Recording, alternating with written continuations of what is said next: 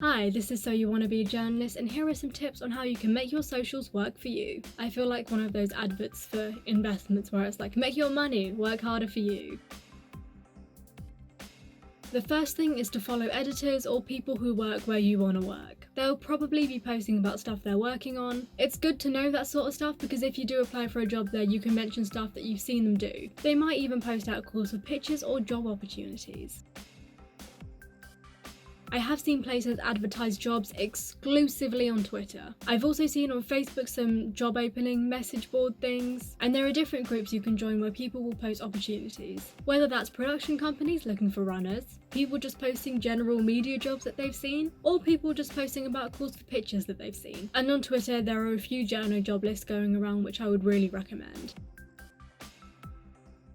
This is another one that's probably mainly for Twitter. Social media is a great place to make connections, so follow other people working in the field that you're in. Recently, I've started following a lot of young journalists, and it's just nice to have a community of other people feeling the same way that you do. I mentioned this before, just don't feel pressure to make social media feel like a part-time job, but you can always just showcase other skills that you have. If graphic design is your passion, let it be known. I don't know a single person who does not want to hear nice things about their work. You never know, you could make someone's day and also make a contact.